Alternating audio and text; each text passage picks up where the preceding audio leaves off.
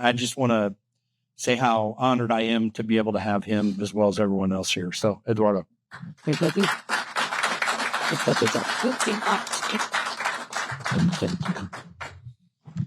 Thank you, Jim. Sometimes people think that only speaking is not that much. Sometimes they come to us and say, "Oh, Eduardo, what else can I do to help the cause of the freedom?" But by speaking, you're helping a lot. I was talking with my friend Alan dos Santos here before coming here, and I think it's the first moment that I see Alexandre de Moraes in the corner receiving a lot of critics all around the world. I never saw he in this situation. And for the first time I saw him going to the Senate. Imagine someone like him that thinks they're even maybe bigger than God have to call the senators and go to the Senate asking for a meeting to make sure that no one is going to push forward the impeachment. This is a lot to him, trust me. This is a lot to him. But it shows that we can have hope. As the senator, which you have a statue in the plenary of the Senate in Brazil, Rui Barbosa, as he was used to say like 100 years ago, the worst dictatorship is dictatorship that comes from the hands of the judiciary, because from this one, you have nowhere to appeal. And now we are here in the United States because we do believe that the voice coming from here, you can make pressure to try to bring back our democracy, our true democracy, not only by the narratives that they say. It will have a cost. As we all know, Ludmila Lins Grillo, I saw your video and you said very, very well about that. If Alexandre de Moraes was smart enough, he would study history, and he should know that all the dictatorships, when they are going to the end, the first one to fall is the one that is on the front line of the dictatorship. So I don't think that Alexandre de Moraes is the smartest one in this game. I think that he's only the one that is punching, and he's the only one that do not have a heart and sending ladies of 71 years old for 14 years in jail, just like he did a couple of weeks ago.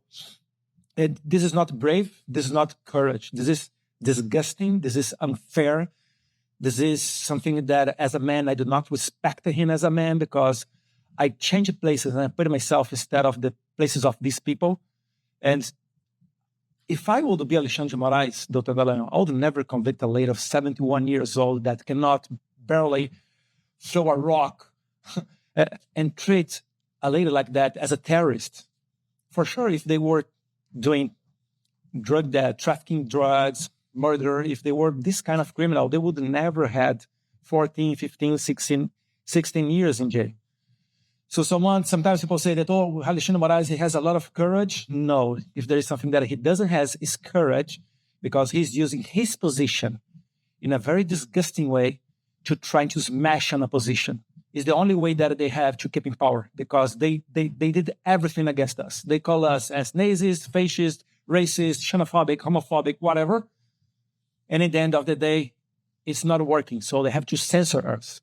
And when a dictatorship tries to censor us, we have to do exactly the opposite.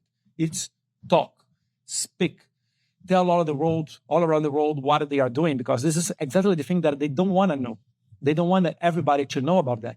So they would be comfortable to spread this Brazilian virus that is a very special thing. That the things that we are having in Brazil is that the censorship is all over around the world, but coming through the hands of the government. Brazil is the only one case in the world that a censorship is coming through the hands of the judiciary.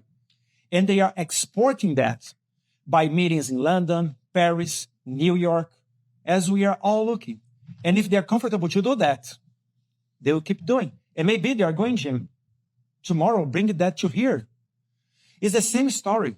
When you talk with our friends from Venezuela, they say, Eduardo, like Eduardo Bittar, Eduardo, 15 years ago, 10 years ago, I would never imagine that Venezuela would be in a place like that. And it's a country just as rich as Brazil. They are very rich. They have Amazon, minerals, water, tourism, everything. And look how they are.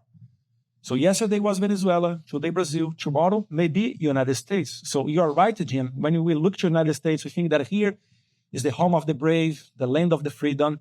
And we are really happy from one side to be here, sad from other side because the reasons that we are coming here. But in the end of the day, it's giving us a lot of hope by speaking, by showing to everybody, by looking that they are not comfortable in their situations. Doesn't matter if they are creating narratives to take our passports, because after we visit here, Mr.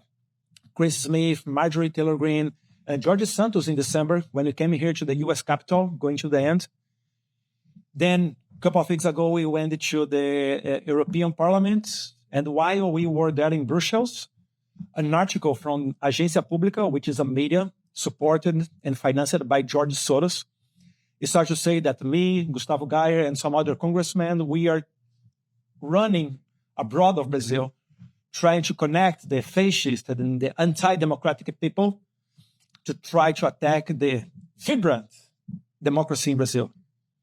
Okay, it was an article from the press. But then a couple of days later, a federal police report came up talking that the anti-democrats like me was like having a space on X, live streaming on X with Mario Alpha, and they quoted other congressmen. And after that, the same narrative was spoken by the president of the Supreme Court, Justice Luiz Roberto Barroso. So as we are not beginners in this game, when you see an article by the press, financed by George Soros, then you see a federal police report, and then the president of the Supreme Court start to say the same thing, is because they are preparing the field to come take our passports, at least. So we have to tell all around the world what is going on in Brazil to keep mobilizing the people, because in the end of the day, our home is Brazil. We love United States. I want to come here, but for vacations. I want to build a better Brazil. Thank you very much.